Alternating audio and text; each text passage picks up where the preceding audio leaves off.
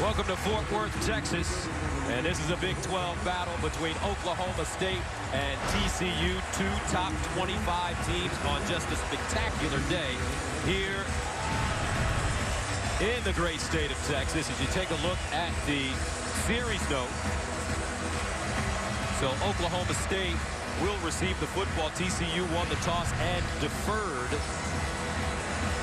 TCU lost to Baylor last week, 61-58 in Waco. Gary Patterson blaming himself. He runs the defense, and he said that he made some bad decisions in that game, especially late. They gave up 24 unanswered points. Let's see what decision he makes here with Tyreek Hill back to return the kickoff.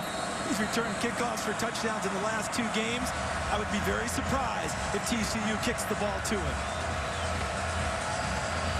Tyreek Hill back deep. Jaden overthrown will send it away. And Hill will take a knee for a touchback. So when Oklahoma State has the football, here are three things you need to know. Well, let's start with the quarterback you just mentioned, Dax Garman. He slings it. 25 completions this year of 20 yards or more. He's averaging 15 yards per completion. He will throw it downfield. Second thing, they've got a basketball team playing wide receiver. We've got next, just like being at the court. Marcel Aitman is 6'4". He represents the tall, athletic, rangy group. And for TCU, one of the things that hurt them last week was the running game of Baylor. No running allowed, led by linebacker Paul Dawson. First down and 10 at the 25, Desmond Rowland. The single setback, they give it to him running left. He hurdles a man, breaks it inside, and gets to the 25-yard line. Looks like a first down to Aua with the tackle. No, they're going to say he gained 9. So Dax Garman, Arizona transfer, 4-0 as a starter, taking over for an injured J.W. Walsh in game 2 against Missouri State. Second down and 1 at the 34. Here's Rowland again. And he'll pick up the first down and more, diving forward to the 44-yard line. Chris Hackett with the tackle. Now, this is a very proud TCU defense that prides itself on stopping the run. Oklahoma State comes into this game averaging 3.8 yards per carry. And the first two runs of the game gash the TCU defense. Tell you what, this Oklahoma State team really hard on themselves as Tyreek Hill comes in, but they've only lost one, 37-31 to number 2 Florida State, who at that time was the number 1 ranked team in the country. Here's Hill trying to get outside, and he will not do it. Great pursuit. James McFarland with the tackle, and that's an 8-yard loss. McFarland, number 40, showed his old linebacking skills on that play. He's been moved to defensive end, but he came to TCU as an outside linebacker. Excellent read, stayed on his feet, pursues the speedy Tyreek Hill, and puts him on the ground. Second down at 18. Hill remains in the backfield with Dax Garman.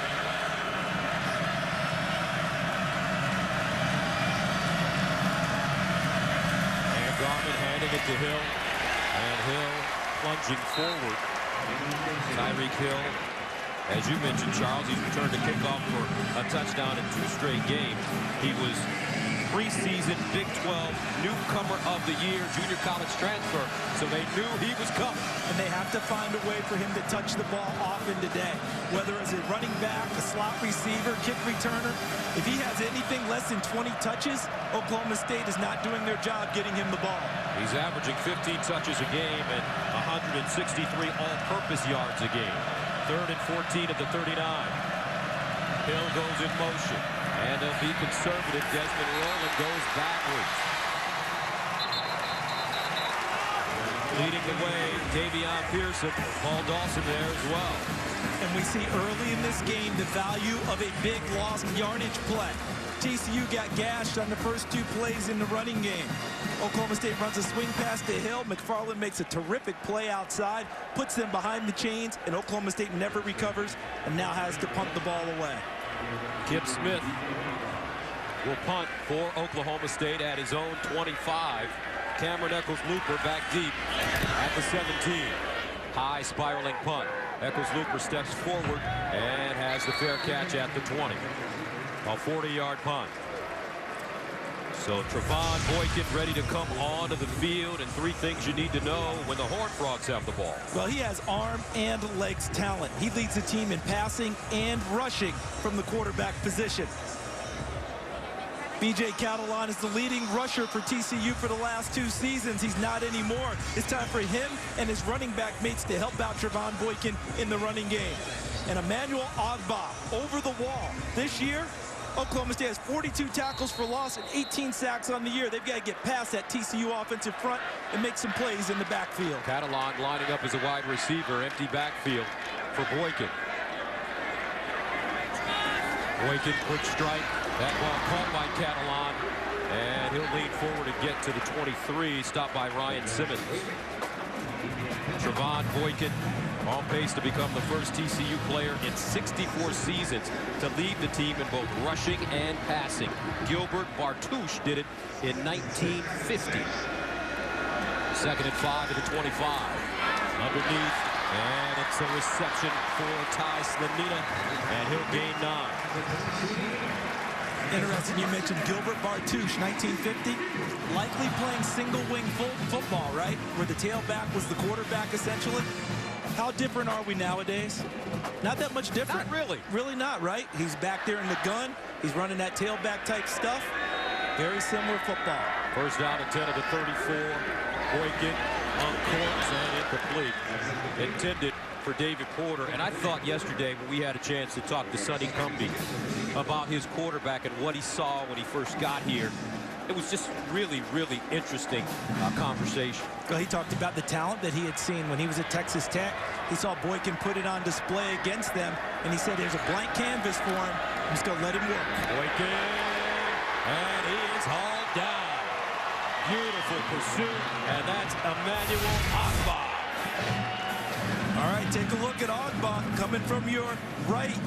Just pursues, and no one blocks him at the line of scrimmage. Number 43, Cliff Murphy, who plays tight end or H-back, tries to get there. Ogbah eludes him, and Trevon Boykin's unable to elude Ogbah. Ogbah, the National Defensive Player of the Week for his game at Kansas. 10 tackles, a school record 5.5 for losses, and 2 sacks. Boykin to the far side, and incomplete. Intended for Porter, so the Oklahoma State defense looking sharp early, and this high-powered TCU offense forced a punt. TCU had scored a touchdown on its first possession in all 5 games this year. Not today. So Glenn Spencer, the defense coordinator of Oklahoma State, he and his stop troops, mission 1 accomplished. Tyreek Hill, the dangerous one, back deep. Here's Hill. He'll run it at the 29. And goes down at the 30. Very good special teams coverage by the Horned Frogs. A 44-yard punt and a 2-yard return. Jawan Story with the tackles. Coming up, OK State.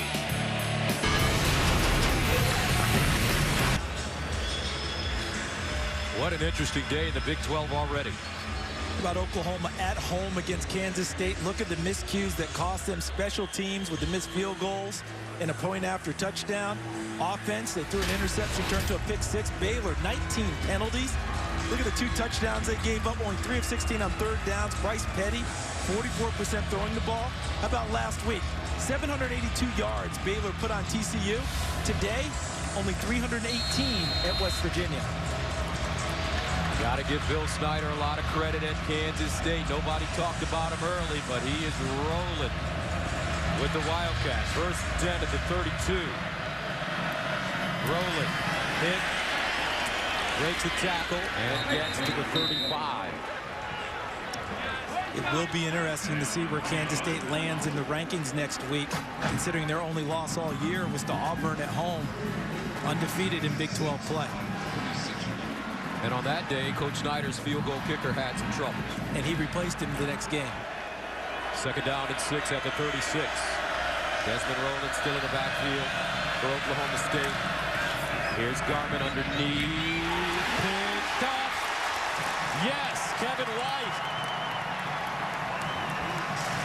That ball intended for Jeremy Seaton. It looked like he was held.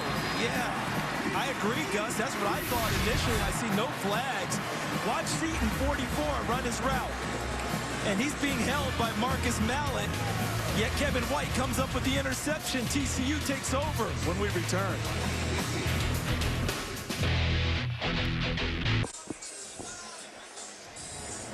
All right, last year in Stillwater, Josh Stewart and the Cowboys had a big day as they scored 17 unanswered points and forced 4 turnovers in their victory over Trevon Boykin and TCU. And since TCU joined the Big 12 in 2012, the teams have played twice, both times in Stillwater, and both Oklahoma State victories. And that was because TCU adopted Texas A&M's schedule when they left for the SEC, and Texas A&M had asked Oklahoma State if they could play twice in Stillwater to flip the schedule and start to balance it out.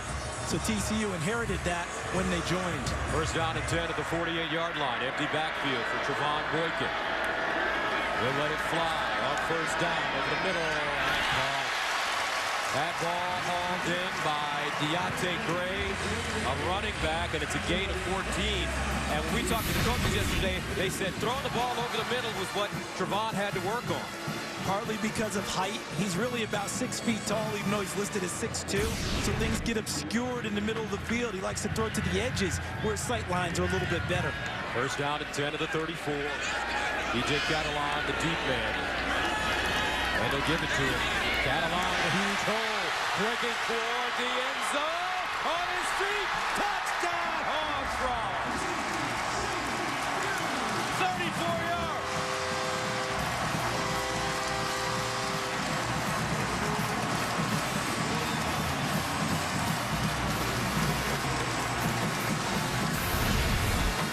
Rarely do you get a big run without some help from your friends.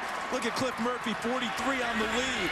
Good block on the backside, and then Catalan reads it to the left, and then how about him spinning through the attempted tackle into the end zone. Catalan last week against Baylor, 213 all-purpose yards and a 94-yard kickoff return for a touchdown. Rushed for 46 yards, and he gets the Horned Frogs on the board in a spectacular way. TCU up 7-0.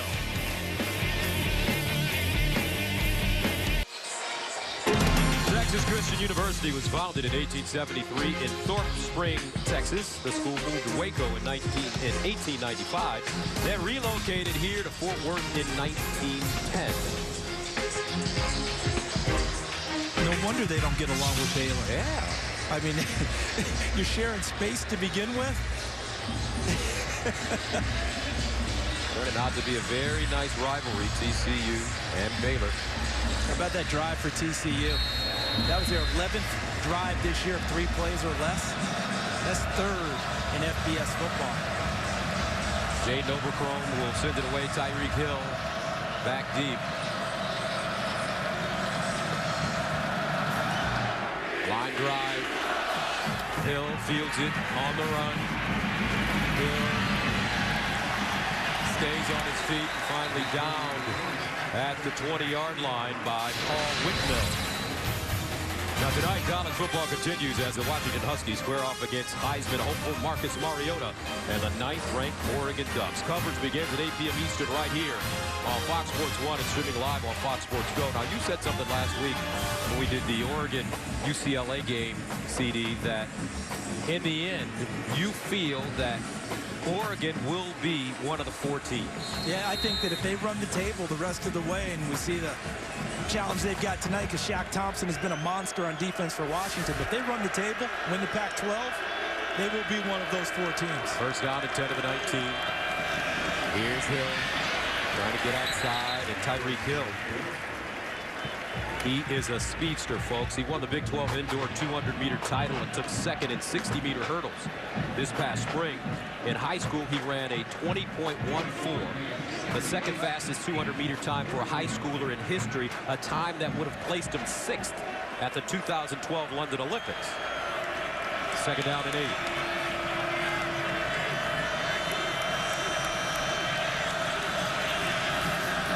And Garvin over the middle and complete. So when you talk about that type of speed, as a defense, your challenge is what?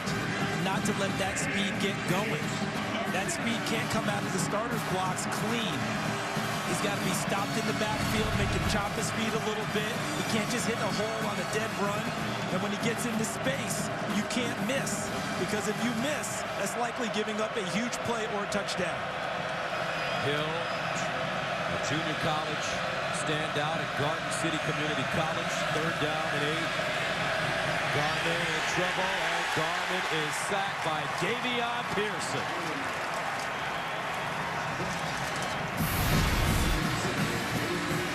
Okay, take a look at why the sack happened. Look at the coverage. Sam Carter, number 17, locking it down. Kevin White, number 25, at the bottom of your screen. You see all the coverage, which means what? Dax Garmin has nowhere to go with the football. Davion Pearson gets to him. Kip Smith, redshirted at UCLA in 2010, started for UCLA as a freshman. He sends it away to Cameron Eccles-Looper, who lets it take a bounce. And it takes an Oklahoma State bounce. And we'll be down to the 21. Trevon Boykin and the TCU offense coming back on the field with the ball and the lead right after this. And here's this week's Fox 4, the top 4 teams in the country going into today. Baylor was at number 4. They lost at West Virginia. At number 3 is Ole Miss. They host the Tennessee Volunteers tonight in Oxford. Number 2, Florida State has a titanic battle with Notre Dame in Tallahassee. And Mississippi State, the number 1 team in the nation. According to the Fox 4 and the polls, they have an open week. Now who can jump in now that Baylor's out? Notre Dame plays Florida State. Oregon hosts Washington. Auburn, Alabama is up 17 already on Texas A&M. First down and 10 at the 23. For TCU, Catalan in the backfield with Cliff Murphy. Here's Boykin. And watch out. Off to the races. Dotson! 77.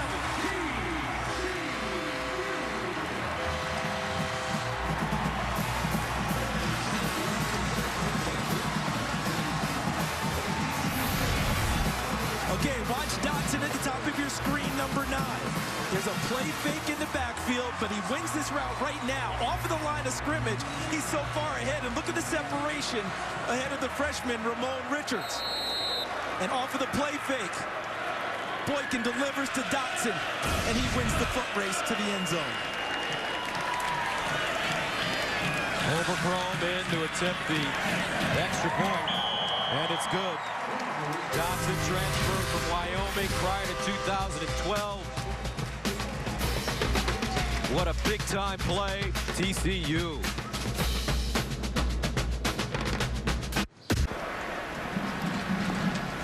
Josh Dotson with a 77-yard touchdown reception.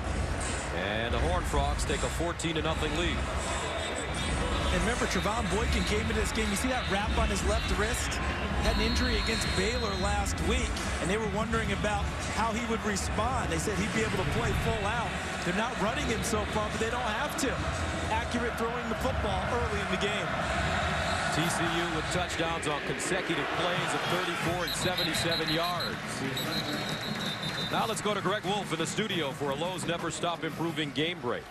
All right, thanks. Well, Charles talked about the opportunity that lies ahead for Alabama with Baylor losing in the Fox 4 segment. Here on 4th and goal, T.J. Yeldon from a yard out, his second touchdown of the game. And number 7, Alabama leads number 21, Texas A&M, 17-0 second quarter. Gus, Charles, back to you. Greg, you think Alabama's tired of hearing criticism about how they're not playing as well as they should, even though they've won games? I would say so. They look awfully sharp today. So first down and 10 to the 25 for Oklahoma State. Cowboys digging a hole for themselves, and they haven't looked good on offense so far. Garmin, the throw. They'll get it out to Tyreek Hill in space, and Hill tight-roping the sidelines. Knocked out of bounds. Remember, as well as TCU's playing so far, trying to answer the question that essentially Molly McGrath asked before the game, what's their emotional state going to be after playing 2 mammoth games the last 2 weeks? So far, so good. But this is the Big 12. Big leads don't often last. Hang in there, Oklahoma State. Run your offense. Gain of 6. Desmond rolling. In the backfield. 2nd and 4. Play fake. Garment winding up. He's got a wide open receiver. Caught. Far side. Shepard. And he's out of bounds deep in TCU territory. Partner. This is the Big 12. They will come right back at you. The top of the screen just ran right past the cornerback, Anthony Tejada. How about that? Getting deep on it in a hurry was Brandon Shepard, who can run, and is one of those long, lengthy receivers that Garmin found. Last week against Kansas, 2 catches for 22 yards. That was a gain of 57. First down and 10 at the 12. And they hand it off to Rowland, sweep it over to the left side, and he's chopped down. Terrific defensive play by Chris Hackett.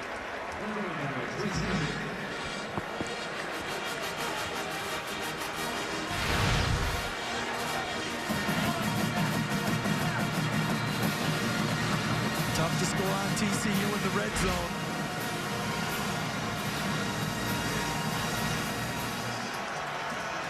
So a loss of 2, 2nd and 12 of the 14.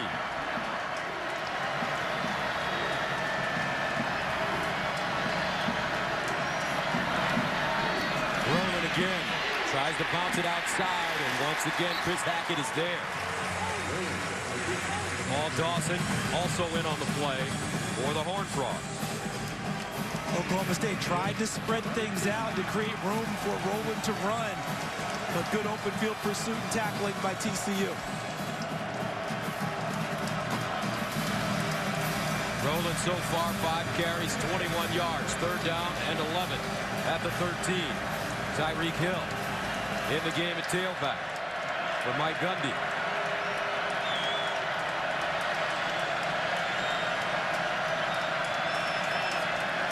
Garmin, short roll out of the pocket, under pressure, and incomplete. Looking for his tight end, Seaton. Or make that Blake Jarwin.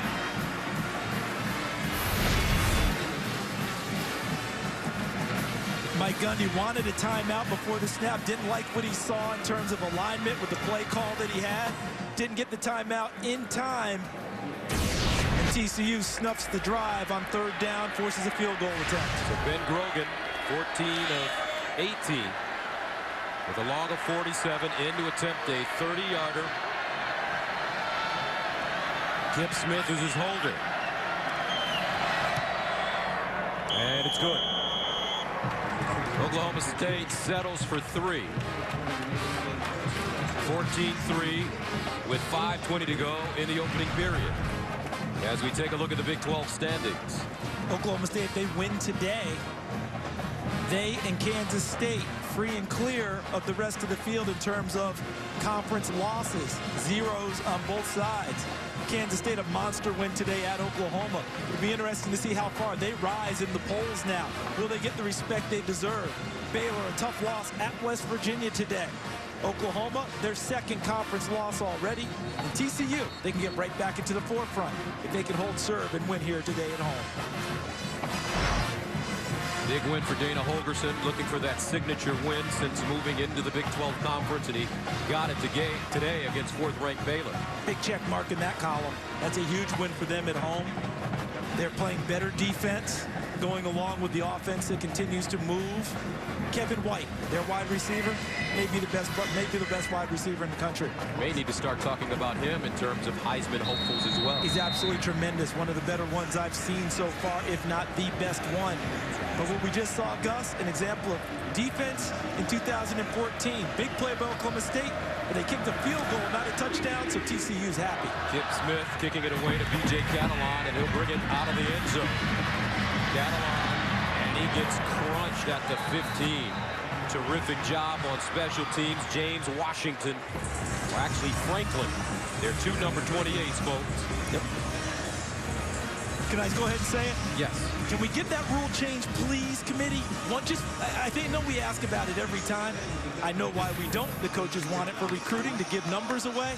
But please, folks, 1 person, 1 number. It really shouldn't be that difficult. Okay, I'm done. All right. Thank you. Let me remove this soapbox. I mean, I can't help it. I think it's nuts. So TCU taking over, first down and 10 at the 15. Touchdowns on their last 2 plays.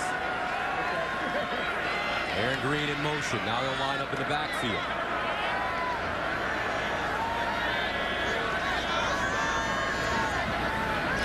Boykin, near side, caught by Gray. And Deontay Gray stacked up. Kevin Peterson, first man to him. Josh Furman, number 14, also showed up playing what they call the star linebacker position, taking over for Sean Lewis, their all-star player who has graduated. Furman, the Michigan transfer. Boykin again, deep ball. Oh, what a catch! Johnson again! Up the sideline!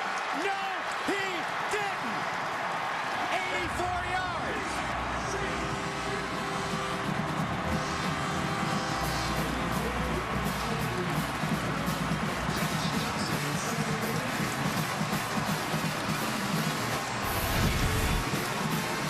Dotson is number 9 at the top of your screen in purple, working against Richards, 18, who thinks he's got help deep, and he does, and Stearns comes over, but look, Stearns tries to undercut the play and doesn't get the football.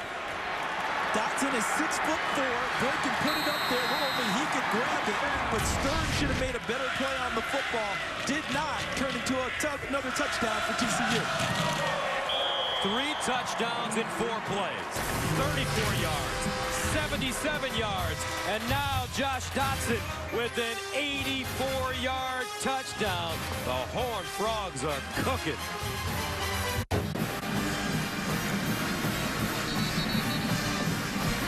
And I don't think Josh Dotson is the happiest man in the stadium right now. His mom, Tracy, is TCU's Vice Chancellor of Marketing and Communication. And I have a feeling that when she goes to work on Monday, Miss Dotson is going to be popping her collar.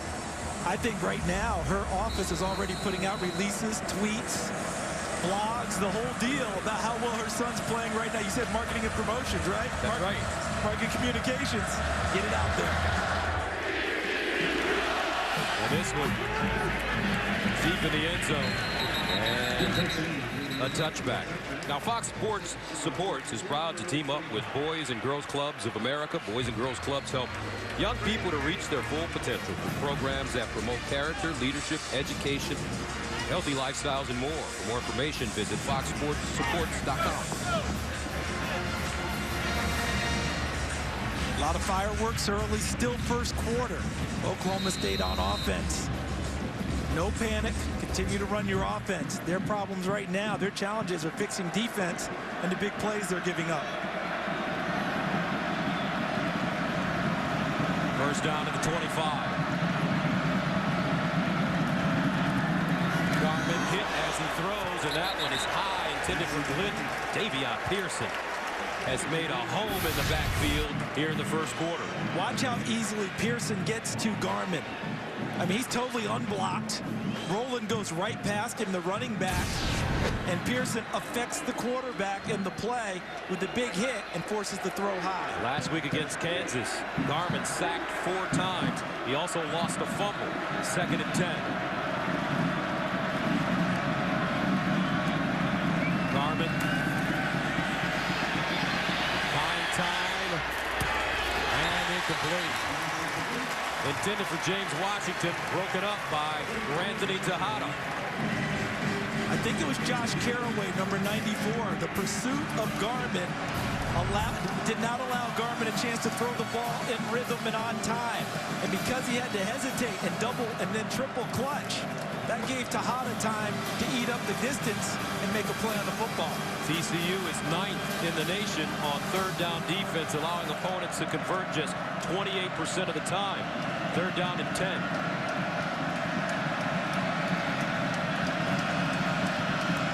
Garmin underneath and incomplete.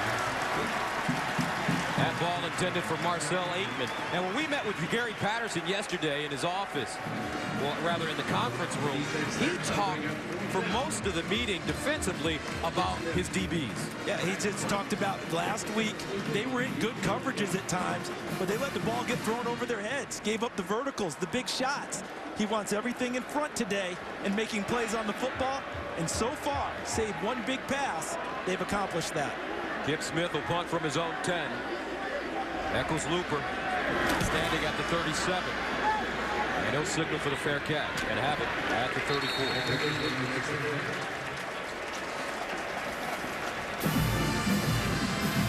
And talking to Coach Patterson, who, by the way, folks, when you sit with this man, he has so much charisma, so much energy, so positive. And he, in so many words, felt horrible about his performance last week. He felt like he let his team down, let his kids down. He saw the emotion after the game, kids crying in the locker room. They're so invested. He felt like he didn't do his part. So you know he was going to try and do his part today. So far, so good. But these kids have responded so well. People were worried about their emotional state. Molly McGrath talked about it in our pregame. So far, they're handling it well. First down, and this is Hicks, who is hit as soon as he catches the ball by Josh Furman. How about that kid? You mentioned he's a Michigan transfer, right? I talked with Devin Gardner, the quarterback at Michigan, and asked him what he knew about Furman. He said, well, when he was here, he beat Denard Robinson in a race once. Josh Furman's playing linebacker. He said later on, Robinson won the races after that, but he did beat him once, so you know that Furman can run. Boykin, he can run as well. Gets his shoulder square, and it'll go down at the 45. Picks up a first down for TCU. And there's no kid in the country, I think, that's improved as much as Trevon Boykin. I don't think we even know that this is the same kid we saw last year through 3 interceptions in this same game. But remember, he was bouncing between wide receiver, running back, and quarterback at that point in his career. Now he's strictly a quarterback, and he's growing in leaps and bounds every game. First down, Boykin fires at midfield. Dotson again. Dotson just having a career day. 77-yard touchdown. 84-yard touchdown. 3 catches, 167 yards, and 2 TDs. Charles, is this the 4th quarter? No, this is the Big 12. This is what they do. Frogs on the ground, and a first down. And that's B.J. Catalon with the carry.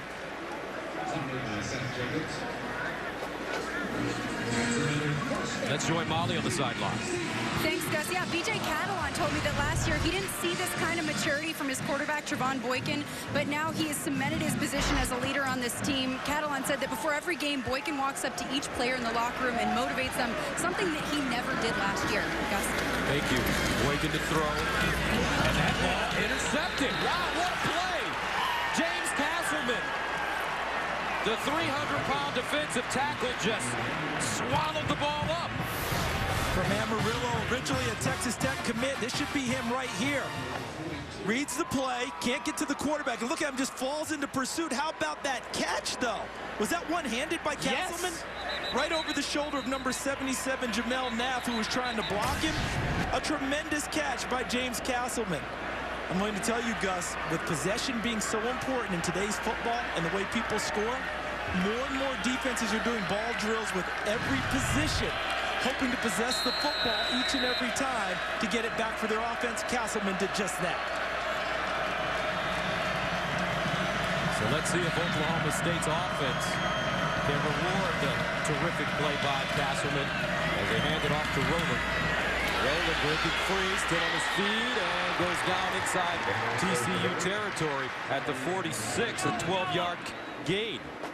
Now that's a determined run.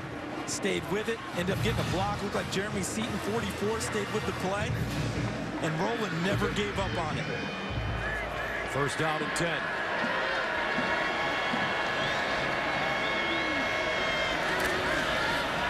Rowland. He'll be dragged down at the 41 by Terrell Lathan. Desmond Rowland has had a rushing touchdown in 7 straight games dating back to 2013. The 4th longest streak in the nation. Second and 5.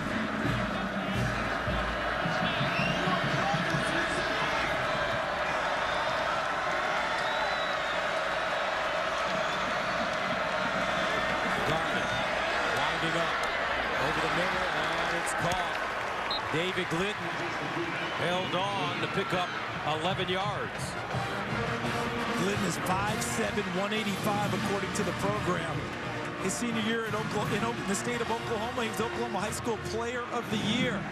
A tough water bug type player, went across the middle right into the briar patch and snatched it out of the air. 4 catches for 36 yards against Kansas last week. His 19th catch of the season. First down and 10 at the 30.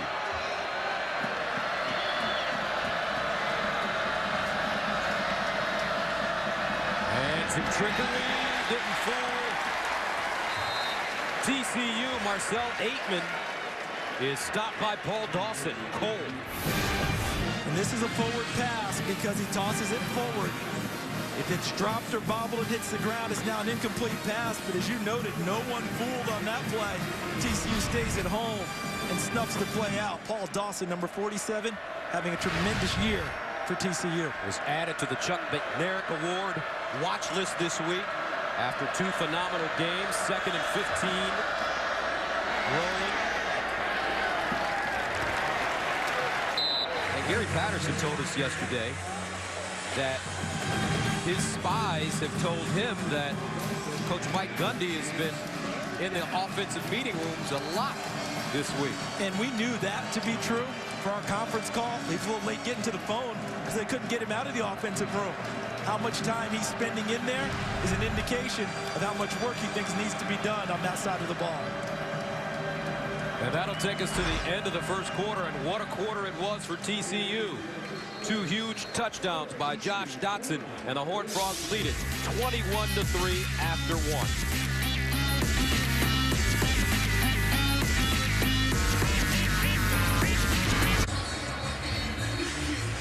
Welcome back to Fox Sports 1 College Football presented by Geico.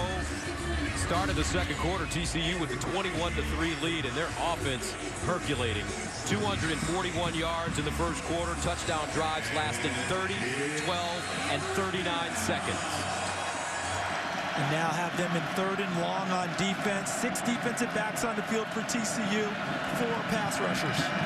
Oklahoma State 0 for 4 on 3rd down conversions. 3rd and 12. Dax Garment fires, and Glidden with a beautiful catch at the TCU 12-yard line. Davion Pearson with pressure on Garment, but he hung in there. How about the throw by Garment, fitting that one in for Glidden. First down, rolling. And Marcus Mallett in the middle making the tackle. There's Mike Gundy, and one thing you can say about Mike Gundy, he's a man.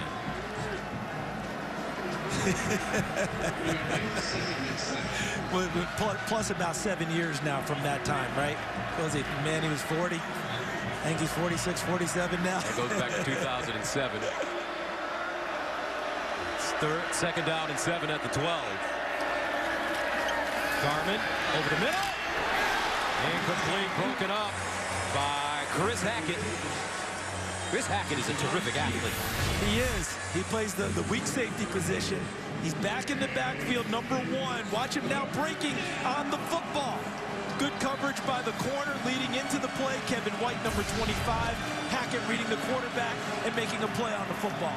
Junior from Tyler, Texas. 3rd down and 7 at the 12.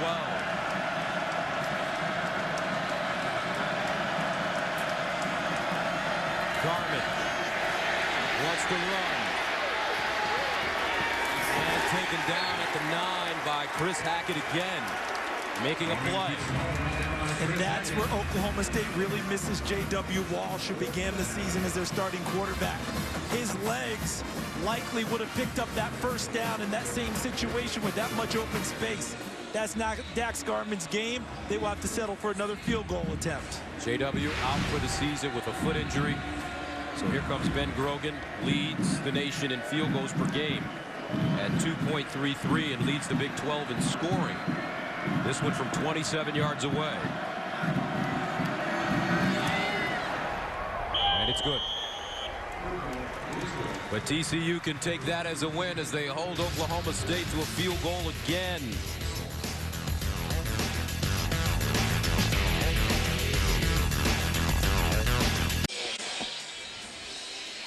All right, time for our Heisman Heisman watch. Here's some quarterbacks showing they should be in contention for the Heisman 8 weeks into the season. Marcus Mariota in Oregon. They play Washington tonight. How about Dak Prescott? The start Mississippi State is off too. And Bryce Petty coming into today was a guy that should have been in that Heisman discussion. That took a hit with their loss and only 44% completion rate at West Virginia. How about some others? Jameis Winston has never lost a game as a starter at Florida State. Don't worry about the off-field troubles right now. We're talking about on the field. He's one of the best and won it last year. Everett Golson, his counterpart tonight, has to take care of the football. Too many turnovers in recent games, but without him, Notre Dame is not undefeated. And Bo Wallace from Ole Miss, their first 6-0 start since 1962. Let's put to bed the bad Bo Wallace talk. He's been scintillating since the first half of the opening game against Boise State. B.J. Catalon. This would be Deontay Gray. Dropped it, picks it up at the 5, and goes down at the 11. Now let's go to Los Angeles for a game break. All right, guys, to the horseshoe. We know at least 2 undefeateds are going down today, so don't count out a one-loss Ohio State team just yet. Janarian Grant the fumble. Eli Apple scoops it up and scores number 13 Ohio State all over Rutgers, 35-7 second quarter. Gus, Charles, back to you. All right, thank you very much. And getting back to the Heisman talk, you vote for the Heisman, don't you? I certainly do. So if you had to pick one today, who would you pick? Right now, Dak Prescott's leading the pack, but Marcus Mariota's gaining fast. First down and 10 at the 12.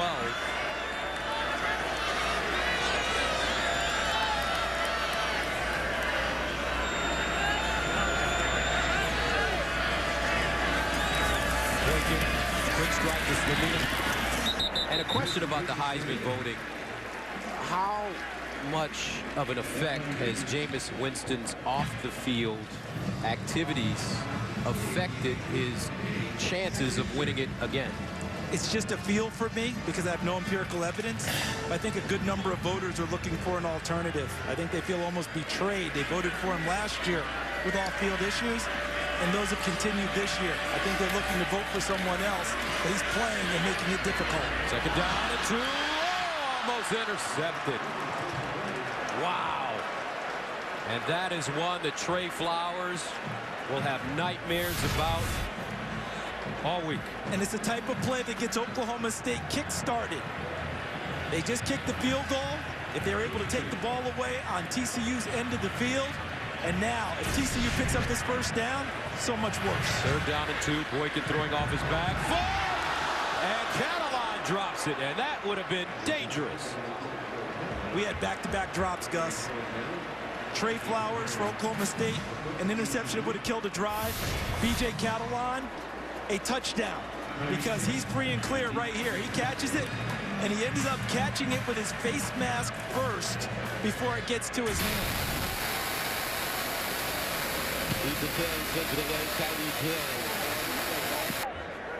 Allows it to bounce, and it goes out of bounds around the 30. So the Horned Frogs defense playing well here in the first half, holding the Cowboys to only 6 points. We'll see him again right after this.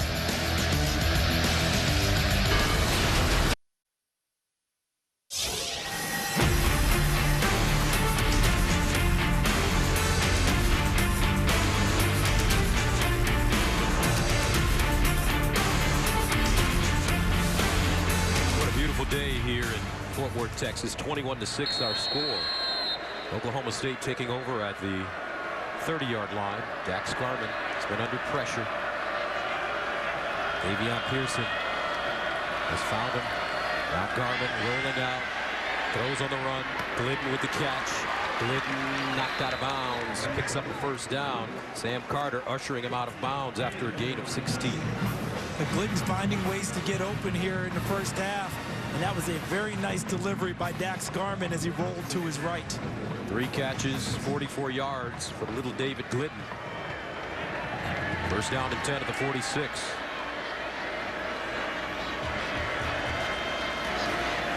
Garman to Glidden again. Nice hesitation. Oh, he jukes his way to the 45. A pickup of 9 to Aua with the tackle. You know who I haven't seen much lately on offense for Oklahoma State is Tyreek Hill, number 24. 6 touches in the game so far, just 24 total yards, 17 of them on a kickoff return. I expected to see more of him on offense in the early going for Oklahoma State. 2nd and 1 at the 45.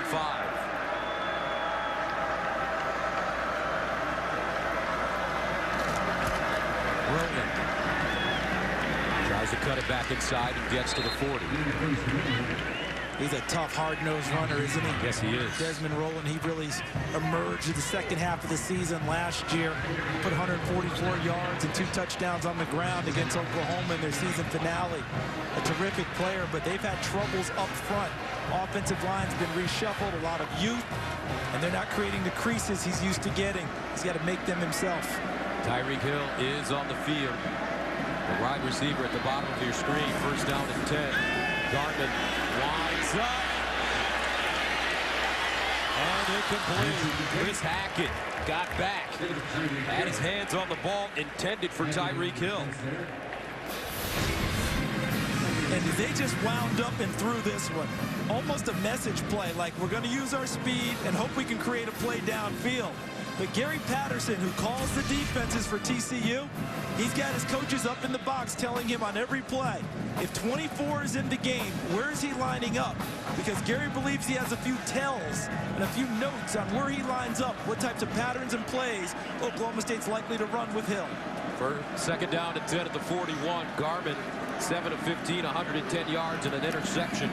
Here's the handoff, and they keep it on the ground this time. It's Desmond Roland. Chopped down by Derek Kindred and Marcus Mallett there as well.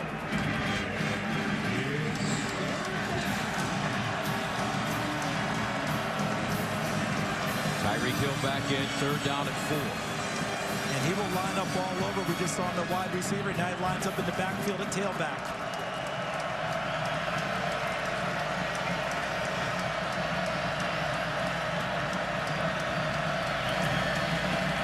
Tries to get outside, uses his speed, and goes down at the 30, and it's enough for 1st down. That was a good run, because it's not just the speed that got him to the corner.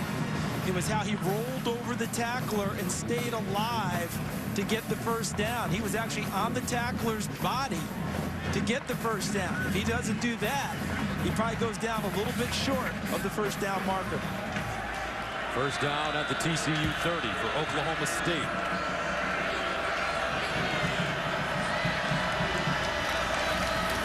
Tyreek Hill. Now he's got some daylight. Tyreek Hill down at the 16. Paul Dawson stops it, a gain of 13. Everything breaks back to the right. Good vision by Hill. He freezes McFarland in the hole and then follows Seaton to the right side and gets into the open space. And once he gets to the 2nd and 3rd level, it's not just speed, but it's elusiveness. A good run by Tyreek Hill. 1st down and 10. They mark it at the 17-yard line. Here comes a blitz. Hill. And he is gobbled up by Marcus Mallett.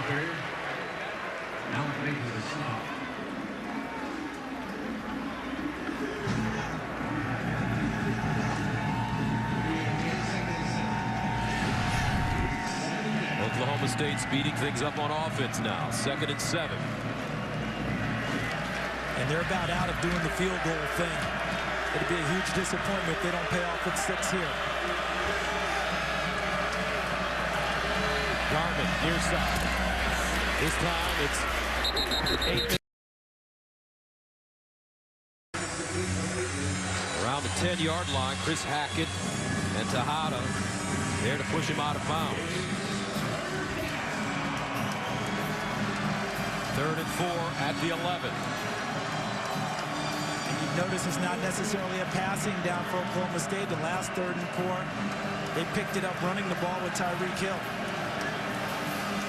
10th play of the drive that started at the 30-yard line.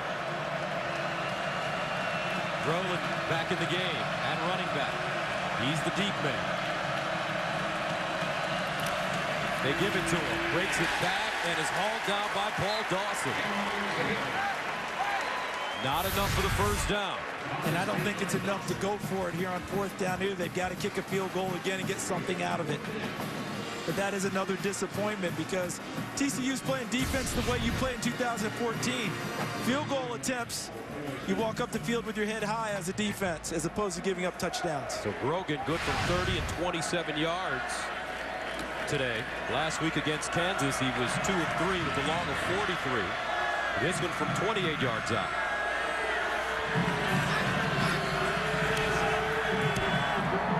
And he stays perfect. 21-9, our score. TCU on top of OK State here at Fort Worth.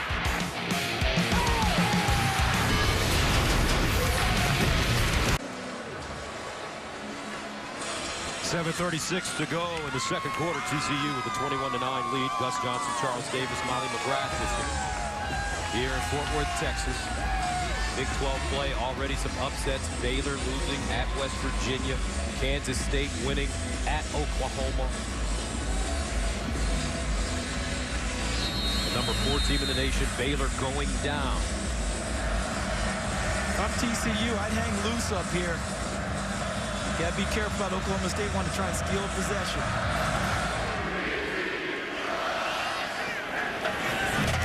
And Catalan starts from the 5. Catalan tackled by Akim. And a flag on the play.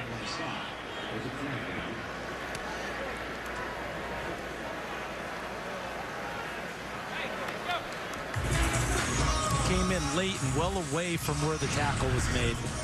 And that's the first penalty of the game. Very clean game for both teams so far. Holding, return team number 6, 10 yards from the end of the run, first down. Now let's go to Greg Wolf for a game break.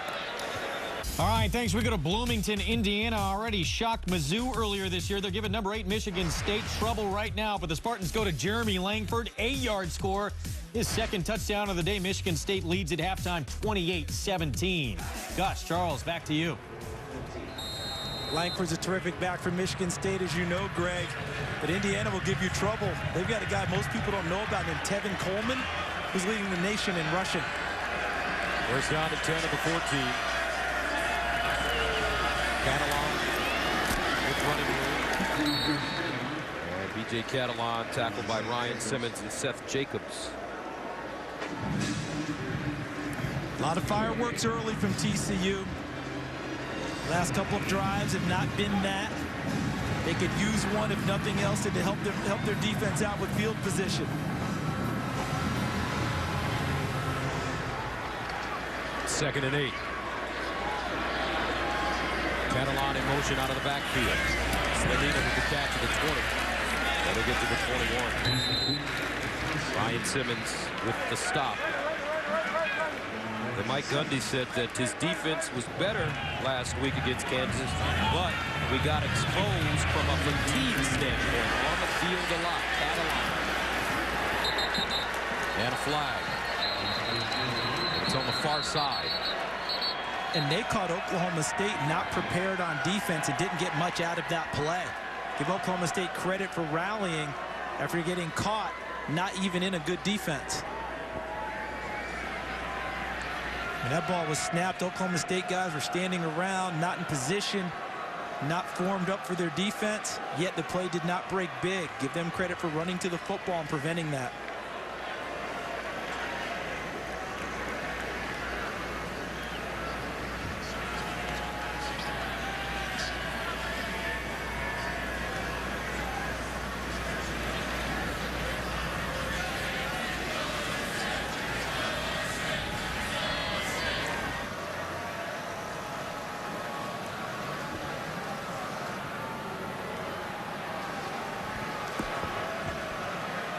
The officials might be discussing whether Oklahoma State had too many men on the field.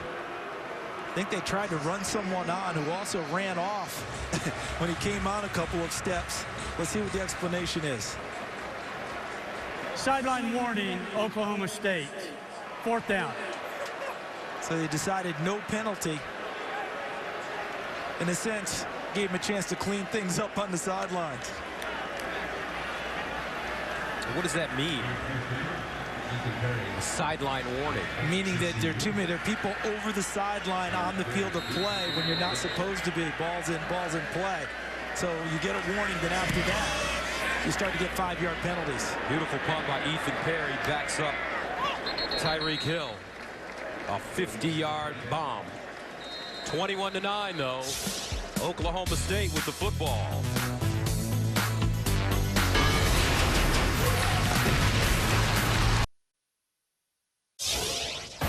Coming up on the AT&T halftime, the Big 12 is turned upside down. Highlights of Baylor's tumble from the unbeaten list and Kansas State's huge win at Oklahoma. Plus, a top 25 SEC battle between Texas A&M and Alabama.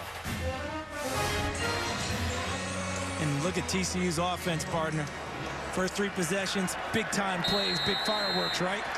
Last 3, 2 punts and an interception. So their defense is out there longer. And remember last week what happened with their defense? They were on the field 116 plays against Baylor and gave up 24 unanswered in the 4th quarter.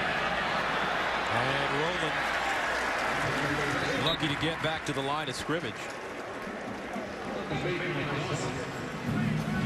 All Dawson.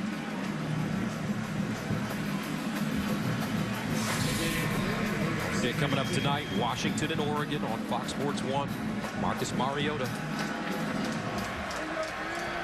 Shaq Thompson on defense for Washington. He's scored 4 times on defense already this year from his linebacker position. Second down and 10. Garmin rolls out, throws on the move. This time he has Seaton, and Seaton picks up a first down as he's upended at the 40. Derek Kindred stops it. Garmin's not a runner, but he has enough mobility to exit the pocket, create a nice sight line, and fire strikes to wide open receivers such as Jeremy Seaton. First down at the 40-yard line.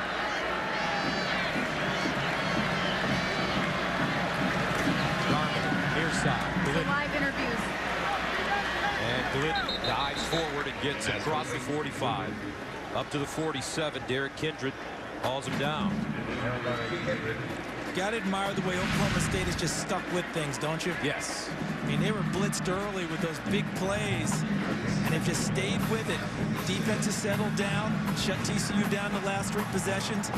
The offense is disappointed. They've only kicked field goals, but they do move the football. Second and 4. Garmin looking for the deep ball up the sideline. And incomplete. And they are letting them play, Gus. Jawan Seals, the intended receiver. Anthony Tejada covering. I think these officials letting them play because, to me, that's a clear push in the back by Seals, number 81, on Tejada, number 11. But I will guarantee Oklahoma State will show some plays earlier in the game where hands were all over their receivers that were not flagged as well. The receivers are letting these players decide it for themselves on the perimeter. Third down and 4 at the 46.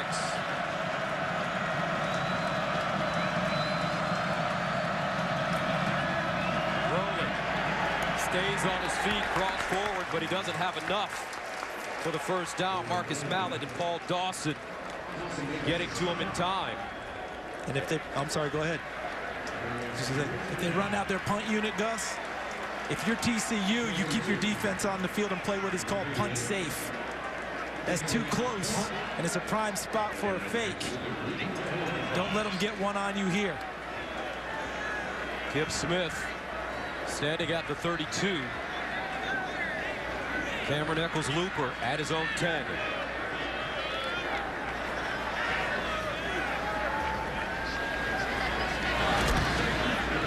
Wobbly kick. And it takes a bounce picked up by Eccles-Looper, and he'll go down to the 15. Well, for the first time in 29 years, the Kansas City Royals, led by James Shields and Lorenzo Cain, are in the World Series facing a San Francisco Giants team making their 3rd appearance in the Fall Classic in the last 5 years. Coverage of the World Series begins Tuesday at 7:30 Eastern, only on Fox and streaming live on Fox Sports Go. San Francisco loves even-numbered years since 2010, don't they? Yes, they do. World Series in 2010, won it. 12 won it. Here we are in 14, their third appearance. Kansas City, first time since 1985. And the second time two wildcard teams had met in the World Series. Here's that San Francisco and the Angels. What don't you know, Charles? Hey, we get informed well. Catalan. DJ Catalan down at the 34. Devin Peterson stops him, but it's a gain of 19 yards. I think this is an important drive for TCU to help their defense out. They've had to play a lot of plays over the last 2 weeks, and possessing the football and giving them a break heading into the half would be a welcome thing for the guys who play defense for TCU. First down and 10 of the 34. Boykin to Deontay Gray. Deontay Gray up the sideline, out of bounds at the 45. An 11-yard pickup. That's a good block by Catalan leading because he occupied Josh Furman just long enough that Furman could not make the tackle on Gray on the swing pass. Kyle Hicks now comes in at running back number 21. First down and 10 of the 44. Boykin. And caught Eccles Looper. With the reception, a 12-yard gain. Eccles Looper's father, Curtis Looper, is the running backs coach for TCU and a former player at Oklahoma State. A lot of ties between these two schools. Doug Meacham, the offensive coordinator, an all Big 8 guard at Oklahoma State when he played there, and he played with Mike Gundy. First down to the 44-yard line. Hicks driven backwards by Jordan Stearns.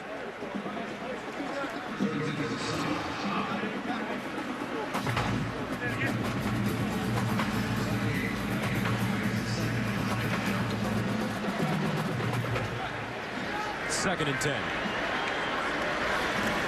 Boykin. All day to throw. Now he'll dance out of the pocket. Throws on the move. In the corner, incomplete. Intended for Dotson. And that's one that I will guarantee in the film, they're going to say, run it. Wide open there. Get what you can, get out of bounds. We don't want you taking hits. But a lower percentage throw on the run versus a high percentage chance for a first down and more. Let's take that. You have gifted legs, young man. Let's use them when we have a chance. Third down and 10 at the 44. Javon Boykin. Near side. Oh, what a beautiful ball. He throws. This time it's David Porter. But so much velocity on the ball for such a small quarterback. You know the term nowadays when you're scouting players, there's always those buzz things, right?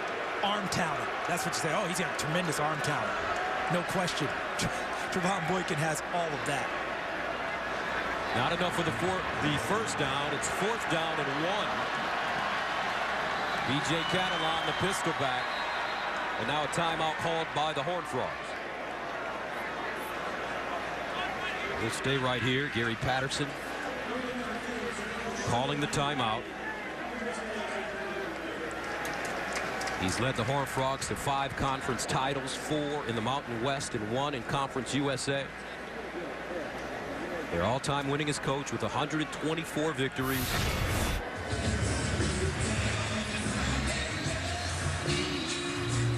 He caught it past the unofficial first down line, which is the yellow line there. But now he catches the ball and he makes a move. So they didn't give him everything on the play because he made a move, I believe, to try and gain more yardage. So they gave it to him at the spot on the tackle. So he's a little bit shy. And I like the idea of TCU going for it here. If you kick the field goal, what's it, 53-yard? I know they're reviewing the spot. We'll see what happens. But is it a 53-yard field goal approximately? So if they decide that they didn't get the first down and they go for it here, I think it's a good decision by Gary Patterson and crew. And I would think option play with Javon Boykin is a call that's worked very well for them in recent weeks. They may not want to because of the wrist injury, but I think that's a play that puts a lot of stress on a defense.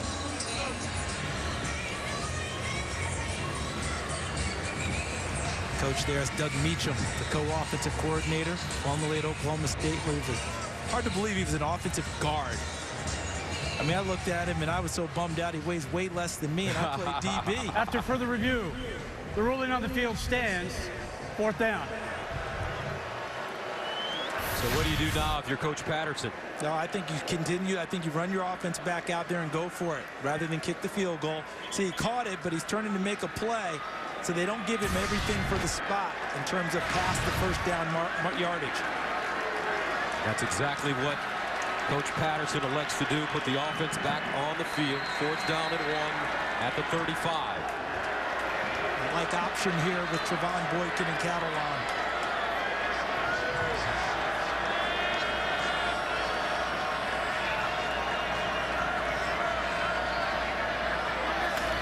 And they'll hand it to Catalan. And he picks up the first down and more. B.J. Catalan. Touchdown. 35 yards. His second of the day.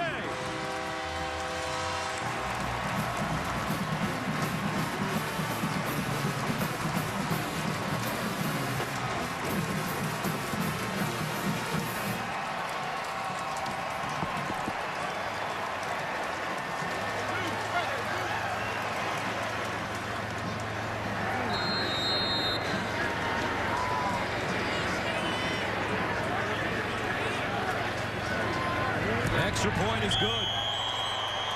28-9 TCU. Under 2 minutes to go in the first half. They go for it on 4th down and 1.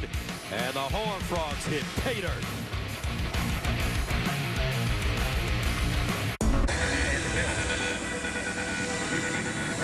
Look at the explosive plays. Most teams define explosive play different ways, but for purposes of today, let's say any play over 20 yards. TCU has 4 such plays of 30 or more yards already in the first half. Those are the plays the defensive coordinators, that's where they shudder. These explosive plays that are happening now, their goal is to create lost yardage plays, sacks, tackles for loss, that sort of thing. Not give up the big plays against them.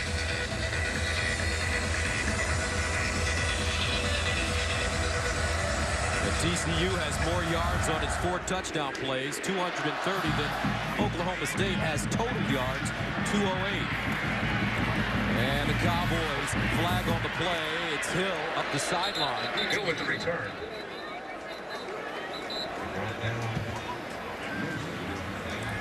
They really haven't totally shied away from kicking it to them, and that surprised me. I thought they would do everything to not let him touch the ball. They have certainly stepped up to that challenge. They have. They've covered very well when he's actually brought it out.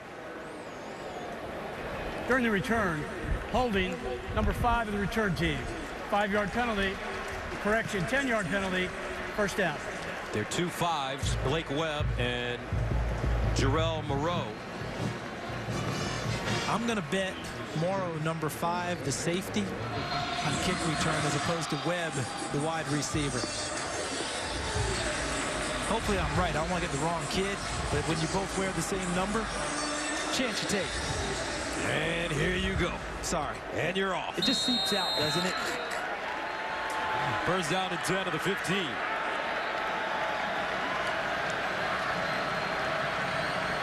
Tyreek Hill in the backfield with Dax Garment.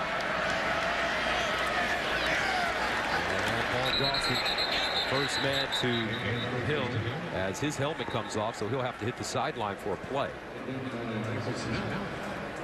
12 tackles for Dawson in the first half.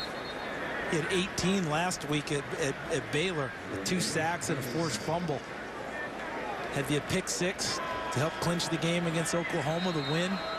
He's truly playing at an elite level. 2nd and 7 at the 18-yard line. Rolling. Bottled up and taken down. Mike Tuaua got there first. And it's a loss of 3. And TCU took a timeout. They've got a chance to get the ball back in scoring range if they're able to get this stop here on 3rd down. Oklahoma State had the look of a team that's saying, let's get out of here and regroup at the half. But with that play there by TCU, Gary Patterson said, hey, timeout. one more stop, they have to punt the ball away. Let's get it back and maybe take one more shot before the half.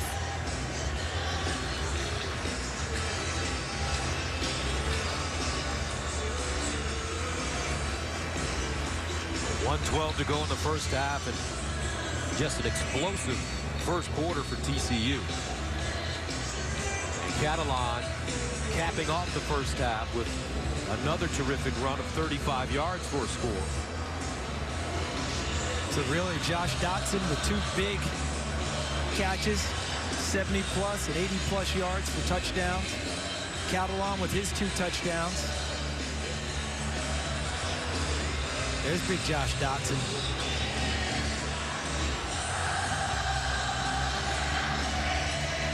You mentioned he was a transfer from Wyoming earlier in the game. When he played at Wyoming, he actually scored a touchdown against TCU when he was playing for Wyoming before transferring to TCU now and scoring touchdowns for the team in purple.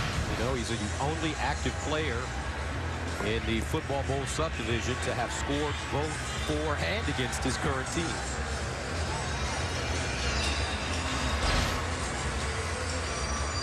I'd say TCU is pretty happy with that transfer. I think they are, and I think his mom is even happier. Got her baby home. Yes, she did. And TCU got an earlier timeout back because of a review. So the Horned Frogs have 2 timeouts left. So if they can stop them here, get another quick timeout, force Oklahoma State to punt the football, they should get it back in decent field position with a timeout left.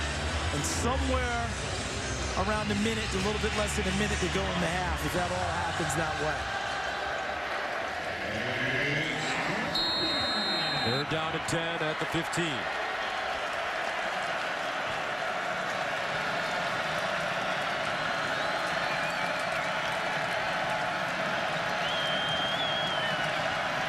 Here's a handoff to Tyreek Hill.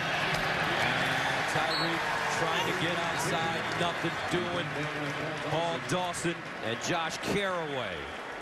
Tough on that side. So Oklahoma State will punt it away. TCU calls their second timeout with 1:06 to go. And this is how they got it done today. B.J. Catalan with an explosive run early for the initial score. And Trevon Boykin accurate and puts it right on Josh Dotson. Ball placement and accuracy led to a touchdown. A mistimed jump by Jordan Stearns, the safety for Oklahoma State. Dotson snatches it and takes it the distance for a second. And Catalan on a 4th and short play goes 30+ into the end zone for the 4th touchdown of the half for TCU. So Oklahoma State punting for the 5th time. Kip Smith stands at the goal line. Cameron Eccles-Looper at his own 43.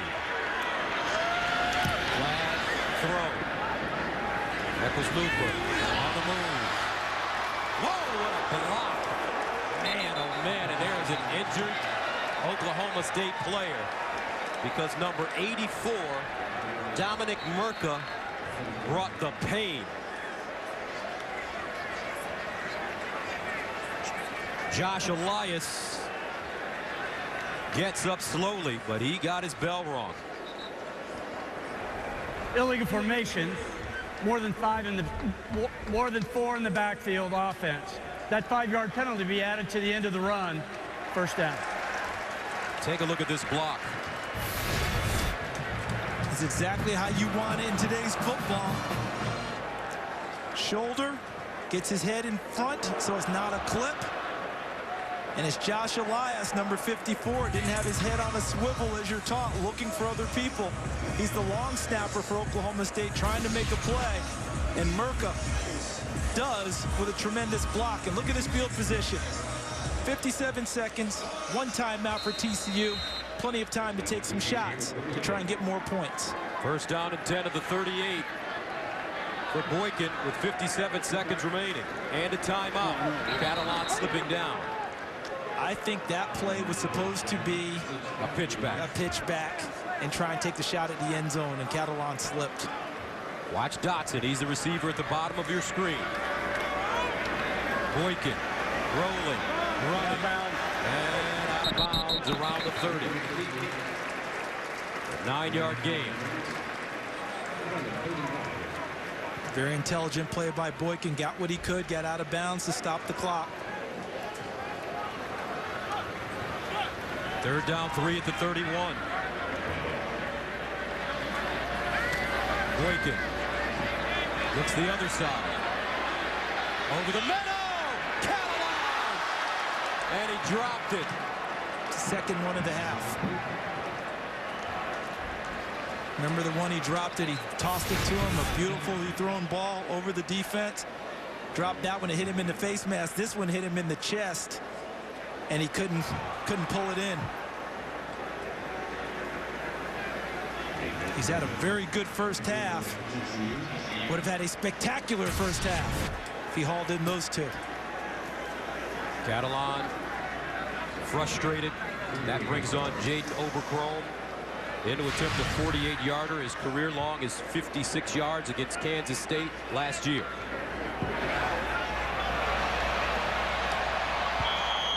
No good. 23 seconds to go, 28-9, our score.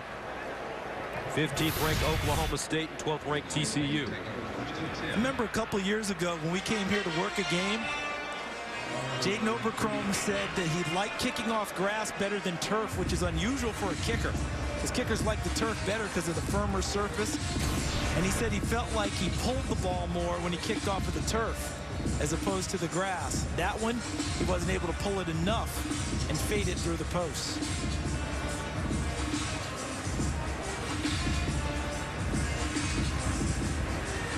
Okay, if you're Oklahoma State, you just want to get out of here now.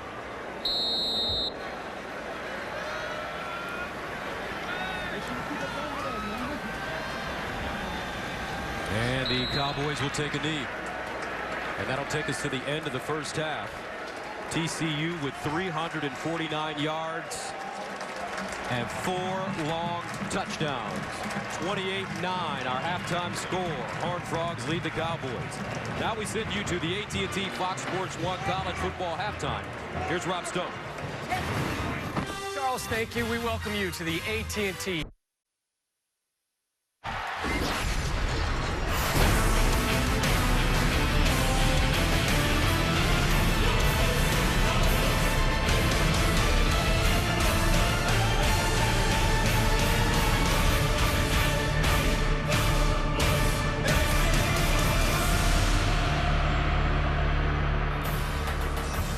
Welcome back to Fox Sports 1 college football presented by Geico.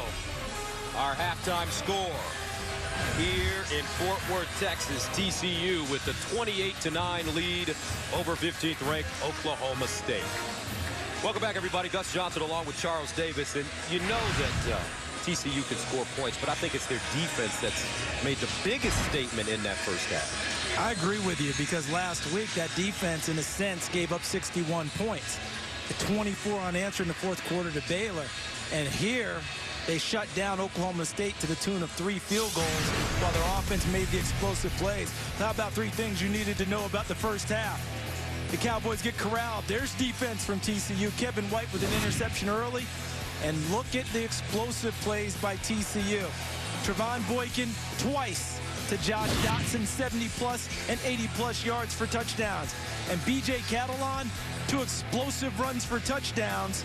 A huge first half for TCU in terms of capitalizing on opportunities. Total yards, TCU has it over them.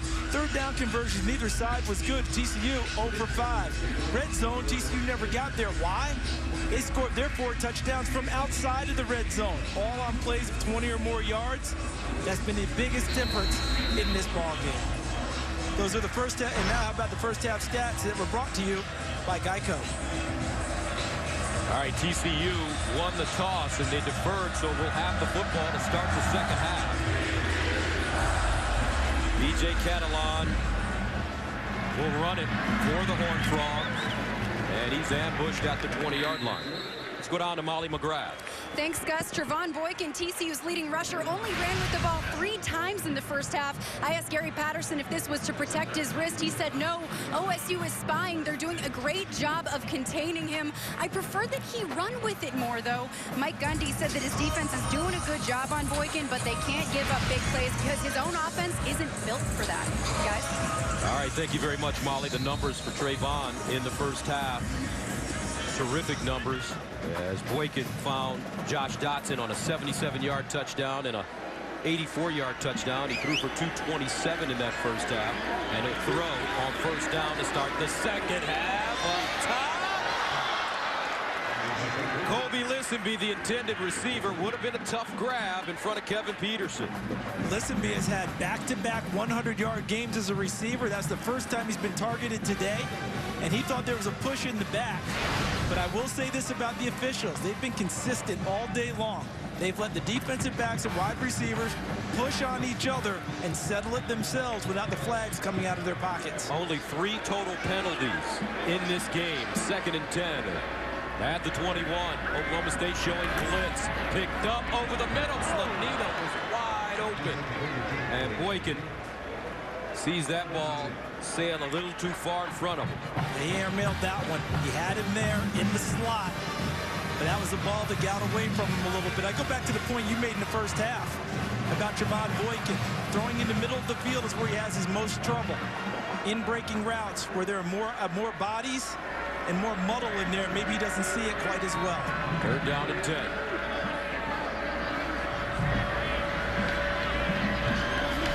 Boykin fires. Dotson with the catch. Back shoulder throw and a first down. Now that you can tell those two have worked on it. Because Dotson watch Dotson number 9. He gives you the total impression he's going upfield on a fade. And then look at him. Come back to the football. Aimed perfectly. And they hand it off to Kyle Hicks, who spins, slices forward. Kyle Hicks running hard. Seth Jacobs stops him. With your indulgence, partner, may I go back to a point Molly McGrath made at the half where she said Mike Gundy said we can't give up explosives because our offense isn't built to keep up with them. Unusual when you talk about Oklahoma State not built to keep up with a team explosively. 2nd down and 6. Dotson again. What a game Josh Dotson is having. I mean, he has caught the ball like no other. Dotson on the day. 5 catches, 187 yards, and 2 touchdowns.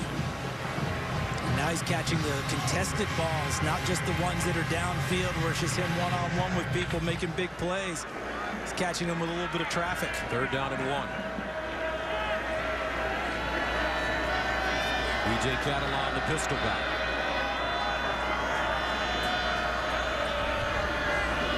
Boykin fires it out to Deontay Gray, who has a first down, still on his feet. Deontay Gray skipping to the Oklahoma State 34-yard line, a pickup of 21. Trey Flowers with the tackle. How about him skipping out of the first attempted tackle by Josh Furman, number 14. Thought the play was over on the sideline. Furman didn't get enough of him. Gray continued down the sideline. 1st down and 10. They spotted at the 34.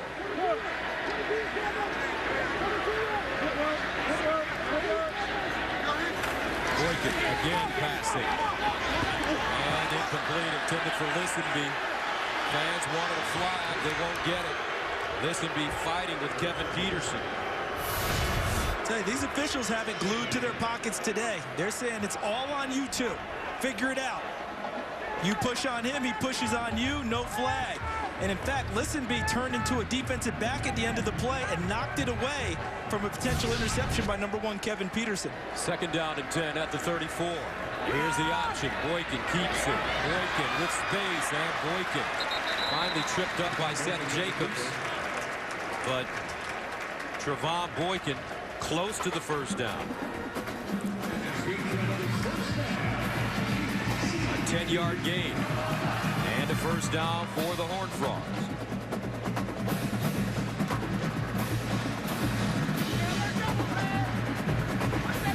They've wanted to get number 81, Jawan Story, going. He's on the short side of the field, number 81. And he has the height advantage to the top of your screen. Dotson at the bottom. 1st and 10. Boykin rolls out, slings it, and it will not be a catch. Dotson out of bounds, but a flag on the play at the 31. Typically not a good spot for the offense where that flag was thrown.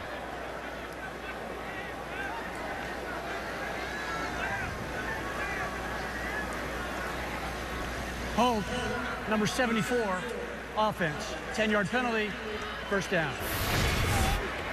This is right here. Halapula Vaitai. They call him Big V. And Big V uses his big mitts to grab a hold of number 88, Ofa Hautau. And that's the penalty. So 1st down and 20.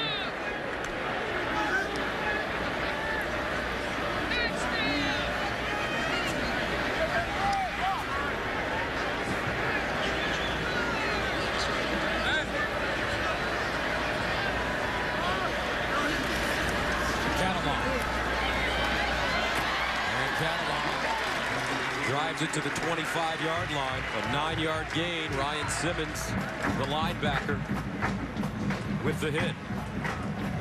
Vaitai shook off the penalty and made a nice block at the line of scrimmage, helped create the space for Catalan to burst through. 10th play of the drive that started at the TCU 21. 2nd and 11 at the 25. Here's a reverse. Listenby gets outside. Listenby with speed. Listenby out of bounds at the 10. Kevin Peterson pushed him out, but he picks up 14. How about the block by Boykin? Watch Boykin right there. And that's why Listenby's able to get to the corner. He drops Trace Clark and gives Listenby access to the edge. 1st down and 10 at the Oklahoma State 11. Here's another reverse. Eccles Looper.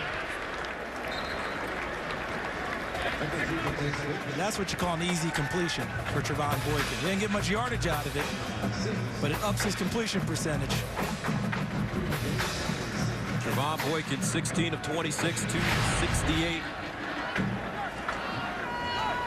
This season, TCU in the red zone. 2nd and 7 at the 8-yard line. Play fake. Boykin. Incomplete. Intended for Cameron Eccles Looper. That ball knocked down. Looked like Trey Flowers, number 31, on the play. Certainly was. Flowers, redshirt freshman. Starting for the 2nd straight week for the injured Larry Stevens. 3rd and 7.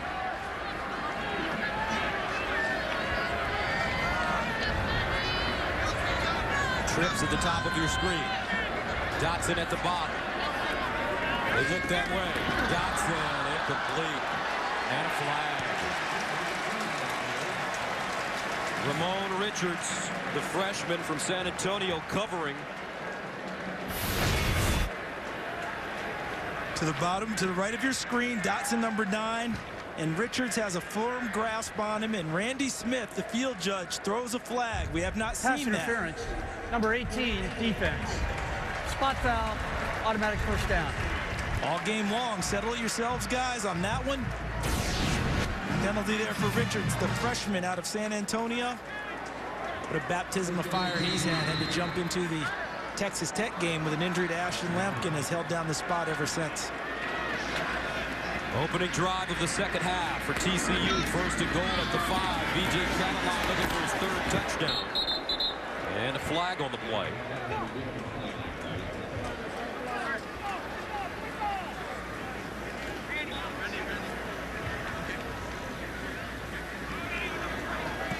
Holding, number 43, offense.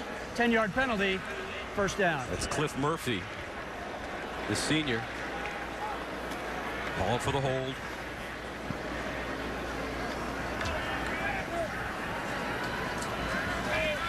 So that makes it 1st down and goal at the 15. A little bit more breathing room for Trevon Boykin to air it out if need be. Trevorris Johnson in the backfield. Boykin under pressure and sack. second sack of the day. Emmanuel Ogbah with both sacks for the Cowboys. He got some help from Bean, 92, so the defensive ends hem in Boykin and pinches. See, Bean stays on his feet and runs him right back into the waiting arms of Ogbah. Second down goal at the 22. Johnson remains in the game at running back. We've seen 4 different running backs. Now Boykin looking for Gray. He's got a step. Touchdown, Horned Frogs, Deontay Gray.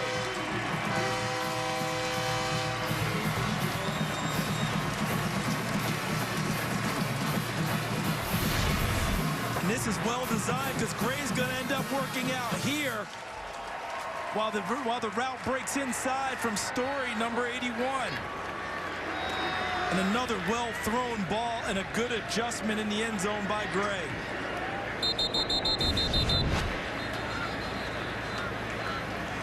Very tough route to cover, Gus. It's really a fade route from the slot position. And that's just difficult on defensive backs, especially when you get action of other receivers coming inside first. Probably reviewing to make sure he completed the process of the catch. Ruling on the field was a catch and a touchdown. Previous play is under further review. He got 2 feet down, ball's held. He's got an arm tucked underneath it. This play will stand. Tell you what, though, Charles. What Doug Meacham and Sonny Cumbie have concocted here in TCU. I mean, this offense is, it's sensational. I love the word concocted because they put it together, right? There's Meacham. He's the co-offensive coordinator. He's on the field. He calls the plays. After further review, the ruling on the field is confirmed. Touchdown. 22-yard touchdown, the shortest of their touchdowns today. And there's Sonny Cumbie up there in the visor, looking down, writing some notes. Cumbie did the work with Boykin as the quarterback's coach. He and Meacham were brought in to give this offense some swagger, get them moving again, score some points. Boy, have they accomplished their mission so far. And when we talked to Sonny in our meeting yesterday, he came in and he said to us, you know what? We just didn't do a good job last week against Baylor. And I said, Coach, but you scored 58 points. He said, we needed 62.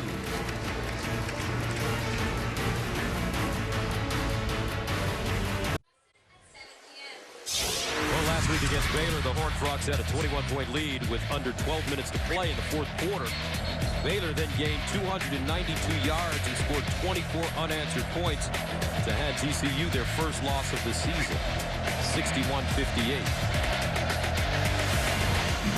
Look at that. 782 yards, 272 rush yards, most ever given up by Gary Patterson's team here at TCU. Biggest that tied for the longest, biggest blown lead, but the largest in the second half. They blew a 21-point first half lead to TCU. I mean, to Texas Tech, when Sonny Cumbie was the quarterback at Texas Tech. And look at the drop from 7th to 57th in total defense. Gary Patterson said probably bouncing back from that loss is easier than bouncing back after a win.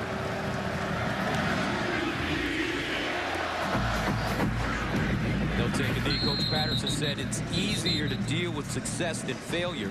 The same thing I said in the locker room after the Oklahoma game is basically the way I treated them after the loss in the Baylor game. You can't get too high or too low. Yeah, what he worries about most when teams win is that they get too full of themselves. They don't work as hard. They don't make it happen. So bouncing back after failure, you guys were eager to get here, eager to practice. It was the best practice they had. It was a better practice on Sunday this week than after Oklahoma, where we had to bring them back. And that's why I look at Florida State and Jameis Winston to see that he's never lost a game in his career, week after week. Pretty amazing. Dax Garmin trying to sling it out to Tyreek Hill. Garmin gets knocked down once again. It's been a rough day for Dax Garmin. And that is impressive about Winston. And you know, it's interesting tonight, his counterpart, Everett Golson, has one loss in his career as a starting quarterback. And that's the national championship game. Yes. So between the two of them, nice resilience. Second down and 10 at the 25. Tyreek Hill. Uh-oh, watch out. He's the speedster. And Hill. Nice open field tackle by Derek Kindred. A 22-yard gain. Look at this. Now Hill is off, and he runs at Kindred because I think he's trying to get back to what he thinks is open space. I think he felt like Kindred had the angle, and Kindred ended up making a good open field tackle. First down at the 47. And it's Hill. We'll get inside TCU territory. Marcus Mallett defensively.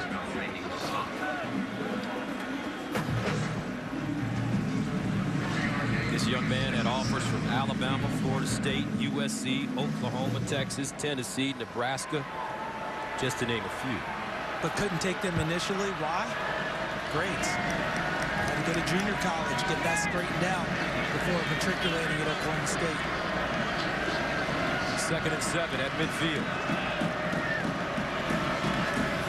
Garment with the pump fake up the sideline and complete. Ball intended for Juwan Seals. Chris Hackett was there. Seals gets up Gimpy.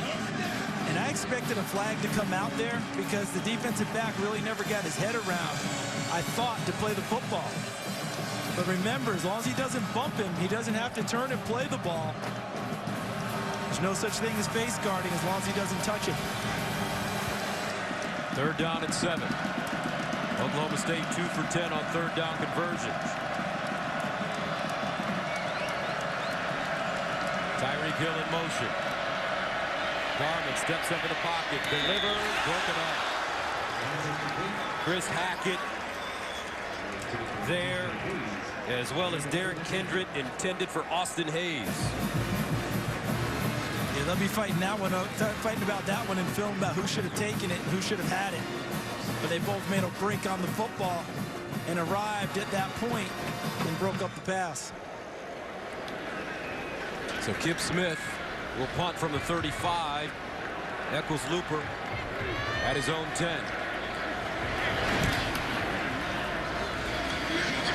Eccles Looper with the fair catch at the 12. This TCU offense has been electric, led by that man, B.J. Catalon. Will be on the field right after this. And tonight, college football continues as the Washington Huskies square off against Heisman hopeful Marcus Mariota and the 9th-ranked Oregon Ducks. Coverage begins at 8 p.m. Eastern right here on Fox Sports 1 and streaming live on Fox Sports Go. That's one of those rivalries that maybe the rest of the country hasn't locked in on, but it is a mammoth deal. Right now, Washington trying to get back into the rivalry game. What's it been, 10 straight, 11 straight? Oregon's won over them. That's got to change to reignite the rivalry. TCU takes over at their own 12-yard line. They have 445 yards in 3 quarters. Boykin will throw it again. Over the middle and caught by David Porter. Trey Flowers covers him up. You know what I'm enjoying about Trevon Boykin's game? So he doesn't just lock on one receiver, make a read and go. Just thinking that. Right, you caught that too. The ability to scan the field, go through his progressions, keep his feet moving, and finding open targets. Boykin hands it off to Catalon, and he runs right into an Oklahoma State defender, Ryan Simmons. And I think, Charles, one reason that Trevon Boykin has been able to accomplish these things is because this offensive line is pretty darn good. Yeah, they played very well for him this season. They've been fairly stable for much of the year. And big Halapula Vate Vaitai, number 74, anchor things on the right side.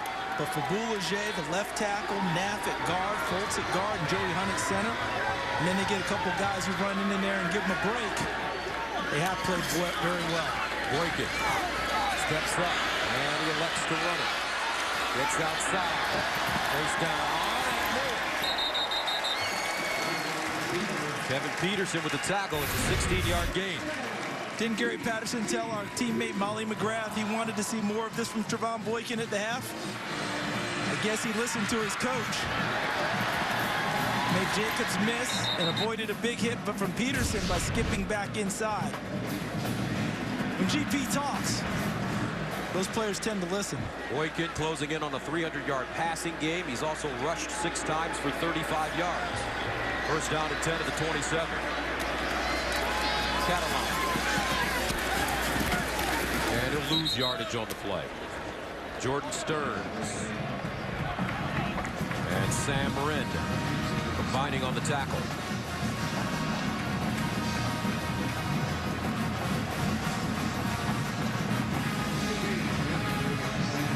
Second and 10.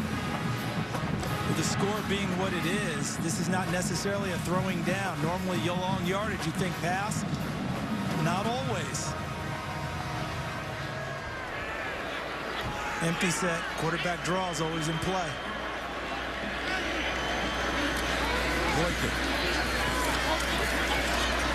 Boykin will run it. And it goes down to the 35. Right in front of Ryan Simmons. It's not a called quarterback draw, but the effect was similar. Things opened up when they rushed from the outside, but a hole opened up right in the middle. And Boykin kept the play alive as long as he could with the pass, didn't he? Before deciding to make the run right at the end. He gained 8, 3rd and 2 at the 35.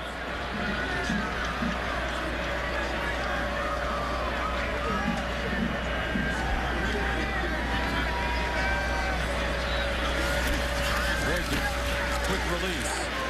Echoes Looper. First down.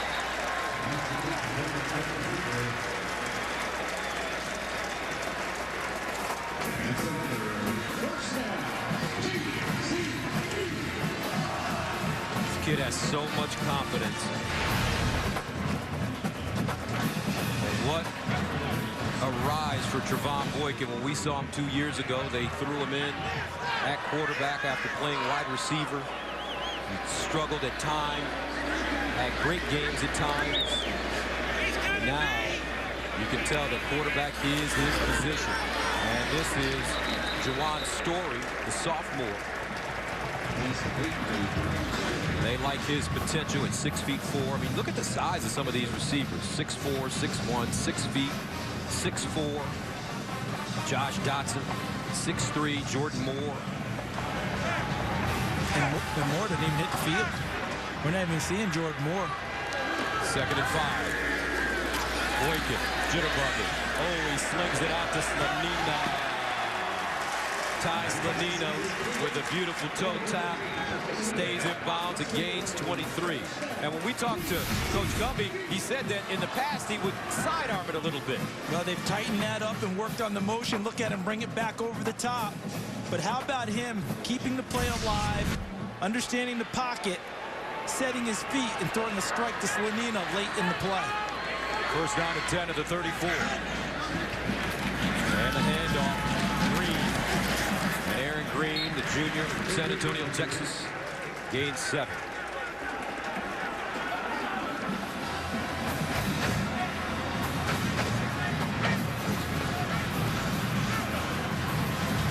Second down and 3. Green again. And you know, things really stuck out for me, Charles, when we called the Oklahoma game here a couple of weeks ago. We knew that there was a new offense, new coordinators. But when the Horned Frogs came out and just scored on their first 2 drives of the game, you just knew that there was a new sheriff in town. You knew things had solidified with the offense. Totally different style than anything Gary Patterson had ever had. As a defensive coach, I think he looks at the spread with some suspicion. He doesn't like it, but he knew that he had to score points in order to compete in the Big 12, and he made the transition. And he likes what he's seen so far. 11th play of the drive.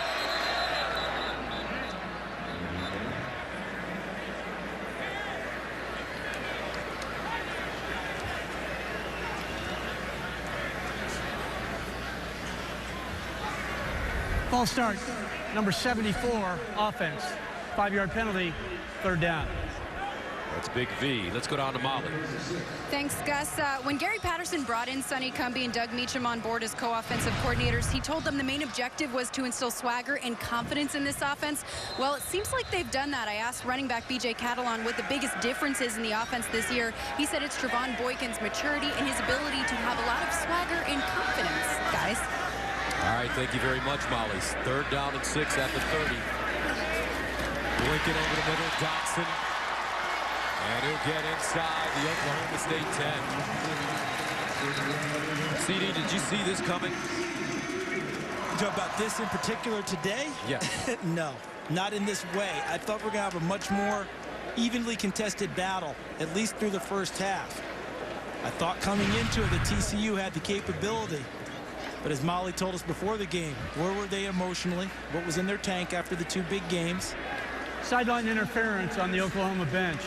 Penalty being forced half the distance to the goal, and it is first down. They gave him a sideline warning in the first half. This is the second time, so it's a 5-yard penalty. But back to Molly's little note there about the swagger and the confidence. And Trevon Boykin, you can see it in just how he walks, how confident he is, how good he feels about himself. He's no longer a multi-dimensional athlete. He is a quarterback with many different dimensions. Very nice, Shakespeare. First down and goal at the 4. And the handoff, Green, touchdown.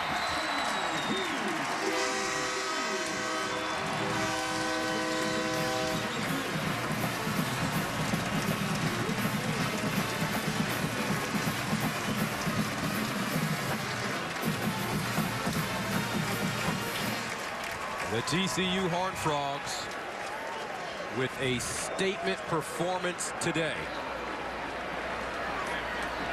against an undefeated team in the conference in Oklahoma State, a team that played Florida State tough the first week of the season. But right now, no contest. 2:41 to play third quarter. 42-9.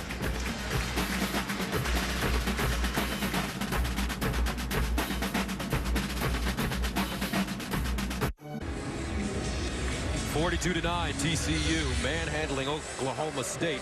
And here's the Quicken Loans game summary. Oklahoma State's 3 red zone trips. No touchdowns out of that. TCU, big explosive plays for their 5 touchdowns. The shortest, 22 yards. And Josh Dotson, a career high. 208 receiving yards, highlighted by the 2 touchdowns in the first half. 70-plus, 80-plus yards.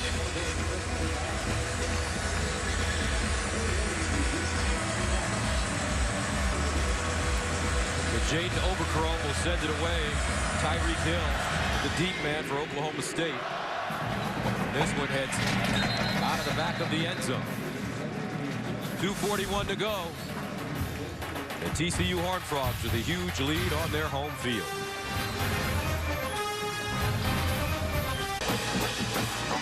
(42-9) TCU, and the Horned Frogs today 533 yards in total offense, only 232 for Oklahoma State. Cowboys taking over at the 25-yard line. Look at what TCU's defense has done today. Run defense, only 100 yards allowed. Have they harassed the quarterback? Yes.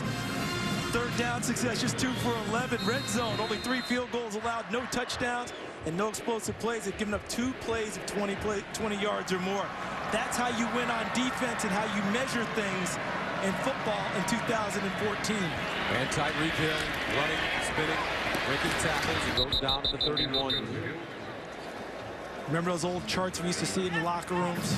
Whole teams to 4 yards a carry. Less than 300 yards total. All those signs torn up. They're done. Different day. Yeah, that chart we just saw, that's what defensive coaches are measuring by now, because total yards, you're going to tell me Gary Patterson can't coach defense because they gave up 782 last week? We know better. We're seeing it today. Desmond Rowland this time. And Desmond Rowland trying to get close to that first down marker. I admire that young man.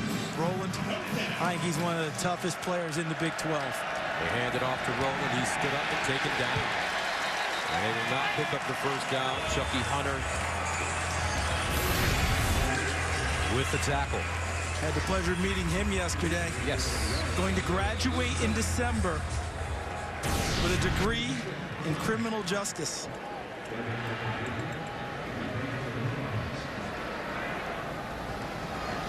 Seventh punt for Smith.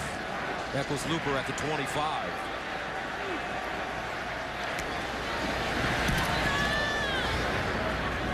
And It's fair caught at the 20.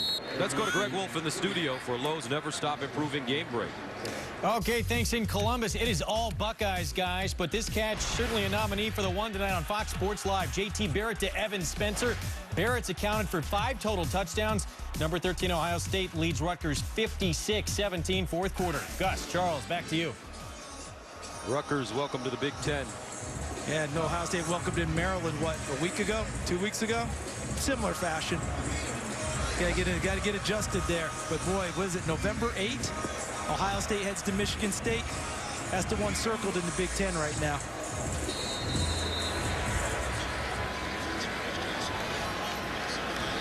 Trevon Boykin has a career high 349 yards passing. First down from the 20. Throw it again. On the move. Caught by David Porter. And taken down by Trey Flowers. I wonder if this is his last drive. Talking about Boykin. Already has a bad wrist. Not sure how much more he can do. Defense is playing awfully well, and I know that after last week, there's no league safe in the Big 12, but still, I wonder if they're going to get one more drive, then maybe we see Matt Jokel from that point on. 2nd and 5. That's the quietest I've ever seen Gary Patterson on the sideline. That's 42-9 lead quiet. And a handoff to Catalan.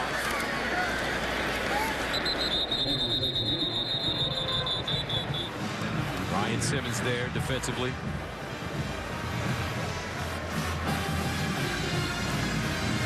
I doubt they run another play here. I think they just go to the fourth quarter. So where do you go from here if you're Mike Gundy? Only your 2nd loss of the season, if barring a miracle. How do you coach him up in the 4th? You coach them to play hard because there are plenty of games left for the season. Get better, make improvement. Let's see what we can get done going forward.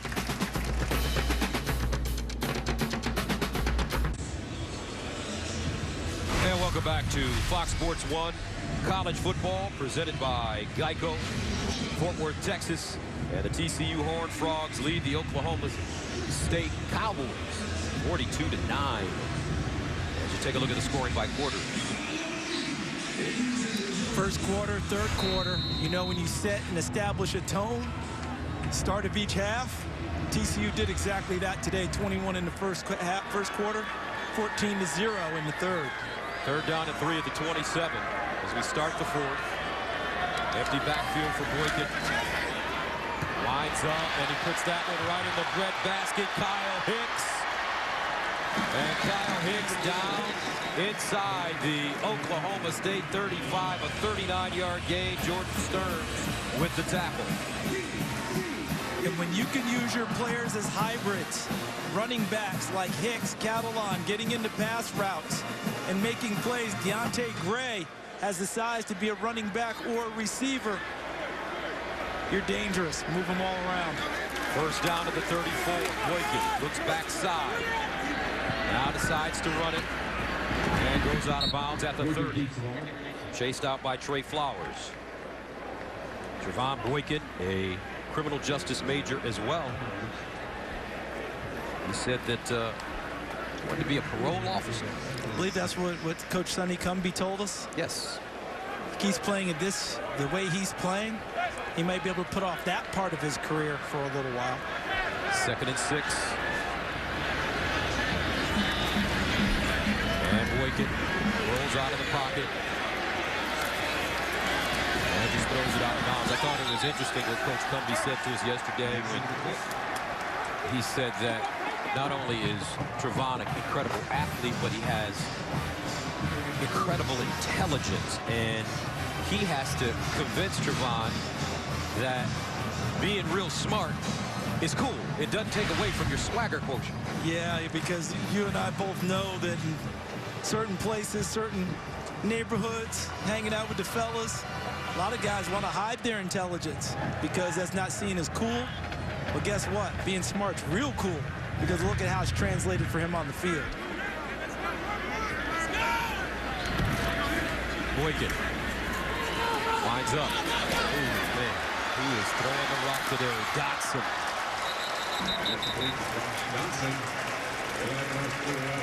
Darius Curry with the tackle. Boykin his first 400-yard passing game with that completion.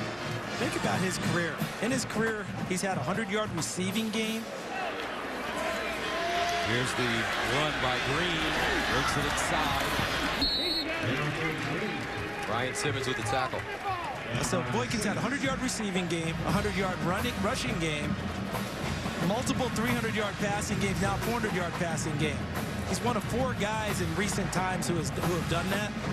One of the others, a guy by the name of Joe Webb. Remember him at UAB, now in the NFL, backup quarterback in the league.